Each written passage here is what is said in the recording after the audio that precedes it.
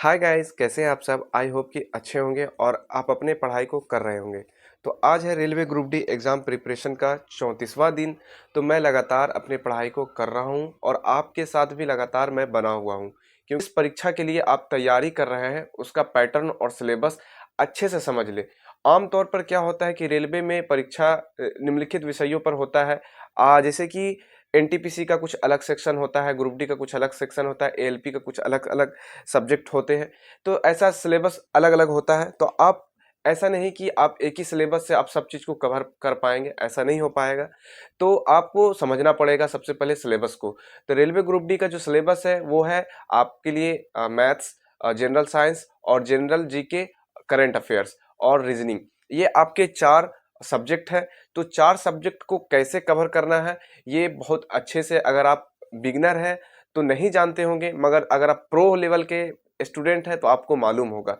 तो मैं आपको यही बताने वाला हूं कि कैसे कवर किया जाए। तो मैं आपको कुछ ना कुछ जरूर टिप्स दूंगा, तो वीडियो को लास्ट तक जरूर देखना। समय का सही उपयोग करना बहुत जरूरी है, क्योंकि अगर समय का सही उपयोग आप नहीं करेंगे, टाइम को सही से मैनेज नहीं करेंगे, तो आपका पढ़ा हुआ भी कोई चीज काम नहीं आएगा। तो देखिए क्या है ना कि हर विषय के लिए आप आज से अगर मेरा वीडियो सुन रहे हैं तो सबसे पहले ये करें कि अभी पेन और पेपर उठाएं और लिखना स्टार्ट कर दें कि हर सब्जेक्ट के लिए नियमित समय आप दें। हर सब्जेक्ट के लिए एक समय फिक्स करें और नियमित रूप से उस सब्जेक्ट पे काम करें, उस सब्जेक्ट को पढ़ाई करें। और डेली स्टडी प्लान में जो बनाए हुए जो समय है उस समय को ईमानदारी से फॉलो करें। तो आपका क्या होगा ना, इससे कि आपका जो सिलेबस है वो सिलेबस भी कंप्लीट होगा और आपको ऐसा लगेगा कि मुझे भारी भी नहीं लग रहा और मेरा सिलेबस कंप्लीट हो रहा है। तो ये आपको करना है अगर आज से मेरा वीडियो आप देख रहे हैं तो। उसके बाद मैं बात करता हूं कि जो गणित और रीजनिंग पर आधारित क्वेश्चंस आते हैं वो ज़्यादातर कैसे कैसे क्वेश्चंस किन किन सवालों से, किन किन चैप्टर से पूछे जाते हैं। तो मैंने आपको कई बार ऐसा कहा है कि आप मैंने जो आपके सामने जो पिछला वीडियो बनाया था उसमें आपको दिख रहा होगा कि परसेंटेज है, CISI है, आपको प्रॉफिट लॉस है, आपके एक टाइम एंड वर्क है, पाइप एंड टंकी है। मतलब कि ये सब ऐसे ये सब ऐसे चैप्टर्स हैं जिसमें कि, और सबसे बड़ा यहाँ पे परेशानी और दिक्कत वाली बात ये है कि बहुत सारे ऐसे स्टूडेंट हैं, मैंने कहा ना आपको कि मैं लास्ट में वो बताऊंगा, कि ये है कि साइंस के बारे में बहुत सारे ऐसे स्टूडेंट मुझसे कमेंट करके पूछते हैं कि आप साइंस कहाँ से पढ़ते हैं।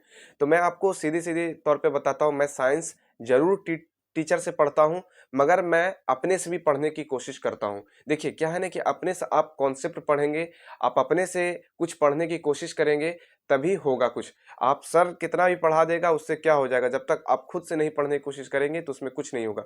मगर आप एक सर से पढ़ने के लिए जरूर कोई ना कोई सर को रखें, क्योंकि सर आपको गाइडलाइन करेगा और वो पढ़ाएगा, उसी हिसाब से आप पढ़ेंगे तो ज़्यादा आपका बेहतर होगा। तो मैं साइंस जो पढ़ता हूँ आपके एसके झा से पढ़ता है। एसके झा सर टीचर से, वो पटना में रहते हैं, पटना में ही पढ़ाते हैं। तो मैं उन्हीं से ऑनलाइन पढ़ता हूँ।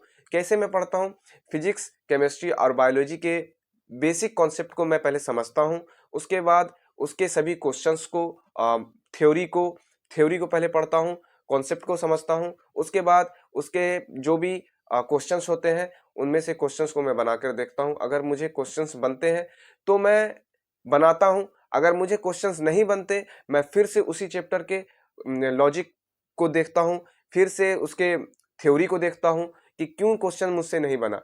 तब क्वेश्चन अगर बन जाता है तो मैं समझता हूँ कि हाँ, मुझे समझ में आ गया है चीज़ और मैं बिल्कुल सही चीज़ में चल रहा हूँ, ऐसा मुझे लगता है। तो मैं इसी तरह से पढ़ाई करता हूँ और पढ़ते हुए टॉपिक्स को बार बार दोहराएं, ताकि परीक्षा तक सब कुछ याद रहे। आप जो भी पढ़ते हैं उस चीज़ का रिवीजन करते रहें, क्योंकि रिवीजन जितना करेंगे उतना आपको फायदा होगा। और टाइम मैनेजमेंट का ध्यान रखना बहुत ज़रूरी है, क्योंकि टाइम मैनेजमेंट आप नहीं रखेंगे तो आपको हर रोज दिक्कत होगा, क्योंकि टाइम के लिए ही हर खेल है। अगर आप टाइम से हर चीज कवर नहीं करेंगे तो बहुत दिक्कत, बहुत परेशानी होने वाला है। इसलिए आप टाइम का खास ध्यान रखें और हर सब्जेक्ट के लिए एक समय फिक्स करें, उसके साथ ही आप काम करते रहें। तो आज ये रहा मेरा स्टडी प्लान था। मैंने सुबह से लेकर शाम तक में पढ़ाई किया है। जो भी किया है मैं सही ढंग से और ईमानदारी से करता हूँ, जो भी करता हूँ। तो मुझे मुझे आपके साथ बात करके अच्छा लगता है, मुझे आपको टिप्स देके अच्छा लगता है, मुझे अपने आप को भी टिप्स देता हूँ, क्योंकि देखिए आपको जब मैं बताता हूँ तो मुझे भी ऐसा लगता है कि मुझे और ज़्यादा करना चाहिए ताकि मैं आपको कुछ बता सकूँ। तो आज का ब्लॉग यहीं तक रहता है, मिलते हैं नेक्स्ट ब्लॉग में, आज के लिए इतना ही, जय हिंद।